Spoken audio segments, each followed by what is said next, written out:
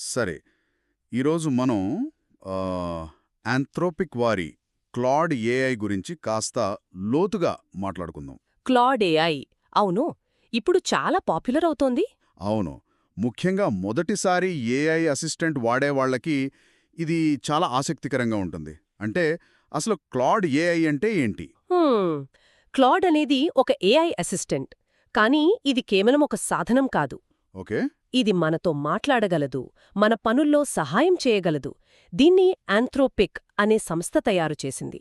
వాళ్ళ లక్ష్యం ఒక్కటే, సురక్షితమైన, నమ్మదగిన ఏఐని నిర్మించడం. ఆ మాట చాలా ఆసక్తికరంగా ఉంది. సురక్షితమైన ఏఐ. మార్కెట్లో చాలా టూల్స్ ఉన్నాయి కదా, మరి క్లాడ్ వాటికన్నా ఎలా భిన్నం? మంచి ప్రశ్న. ఇక్కడే అసలు విషయముంది. దీని డిజైన్లో కాన్స్టిట్యూషనల్ ఏఐ అనే పద్ధతిని వాడ్యారు. కాన్స్టిట్యూషనల్ ఏఐ, ఆ పదం వినడానికి కొంచెం పెద్దగా ఉంది.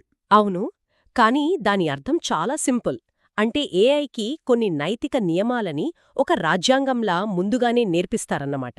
అలాగా? అంటే ఫిల్టర్ లాంటిదా? ఫిల్టర్ కన్నా ఎక్కువ. ఇది దాని మౌలిక శిక్షణలోనే ఒక భాగం. అందుకే క్లాడ్ సమాధానాలు చాలా సహాయకరంగా, హాని చేయకుండా ఉంటాయి. దీనికి తోడు ఇంకో 2 ప్రత్యేకతలు కూడా ఉన్నాయి. చెప్పండి. ఒకటి, చాలా పెద్ద డాక్యుమెంట్లను కూడా చదవగలదు.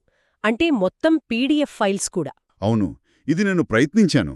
అద్భుతంగా పనిచేసింది. కరెక్ట్. 2, అదిచ్చే సమాధానాల్లో దాని తర్కం అంటే లాజిక్ చాలా స్పష్టంగా ఉంటుంది. ఇది కొత్తగా మొదలుపెట్టే వాళ్ళకి చాలా ముఖ్యం గదా. సరే, మరి మొదటిసారి ఒకరు క్లాడ్ను వాడాలంటే ఎలా మొదలుపెట్టాలి? ఆ ఖాళీ చాట్ విండో చూసి చాలామంది తడబడతారు. చాలా సులభం. మొదట ఒక ఖాతా క్రియేట్ చేసుకోవాలి. తర్వాత ఆ చాట్ విండో ఓపెన్ చేసి ప్రశ్న అడగటమే. కానీ మనం అడిగే ప్రశ్న చాలా స్పష్టంగా ఉండాలి. ఉదాహరణకి, ఏఐ గురించి రాయండి అని అడిగితే అది బలహీనమైన ప్రాంప్ట్. ఓకే.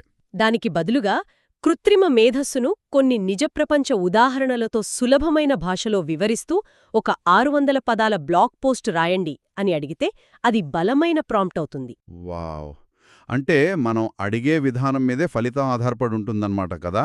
సరిగ్గా అదే పాయింట్. మరి కొత్త వినియోగదారులు సాధారణంగా చేసే తప్పులేమైనా ఉన్నాయా? ఉన్నాయి.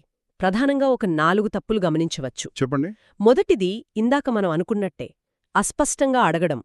రెండోది, అది చెప్పేది 100కు 100% నిజమని నమ్మేయడం. ఓ, అంటే ఏఐ కూడా తప్పులు చేస్తుందా? ఖచ్చితంగా. కొన్నిసార్లు దానికి తెలియని విషయాలను కూడా తెలిసినట్టు చాలా నమ్మకంగా కల్పించి చెప్తుంది. దీన్నే టెక్నికల్గా హాలిసినేషన్ అంటారు. హాలుసినేషన్ అంటే మనం క్రాస్ చెక్ చేసుకోవాలన్నమాట. అవును, ఎప్పుడు. ఇక మూడో తప్పు, ప్రాంప్టును మెరుగుపరచకపోవడం. మొదటిసారే సరైన సమాధానం రాకపోతే ప్రశ్నను మార్చి మళ్లీ అడగాలి. ఓకే. మరి నాలుగోది? నాలుగవది మరియు అతి ముఖ్యమైనది, దీన్ని ఒక గూగుల్ సెర్చ్ లాగా చూడటం. అది సెర్చ్ ఇంజిన్ కాదా? కాదు, ఇది ఒక సహకారి, ఒక కొలాబరేటర్. సెర్చ్ ఇంజిన్కి మనం కీవర్డ్స్ ఇస్తాం, కానీ ఒక సహకారితో మనం మన లక్ష్యమేంటో, సందర్భమేంటో కూడా పంచుకుంటాం. అర్థమైంది. అంటే క్లాడ్ ఏఐ అనేది మన తెలివిని భర్తీ చేయడానికి కాదు, దాన్ని పెంచడానికి ఉద్దేశించిన ఒక భాగస్వామి అని చెప్పవచ్చా? సరిగ్గా చెప్పారు. అసలైన రహస్యం క్లాడ్ను వాడటం కాదు, దానితో సరిగ్గా మాట్లాడటం నేర్చుకోవటమే. మన ఉద్దేశాలు ఎంత స్పష్టంగా ఉంటే ఫలితాలు అంత మెరుగ్గా ఉంటాయి. చాలా బావుంది. మరి వెళ్లే ముందు మన శ్రోతలకు ఒక ఆలోచన వదిలి వెళ్దాం. ఒక సమాధానం కోసం ఏఐని అడగడానికి బదులుగా ఒక మంచి ప్రశ్నను తయారు చేయడంలో ఏఐ ఎలా సహాయపడగలదని మనం దాన్ని మొదట అడిగితే ఎలా ఉంటుంది?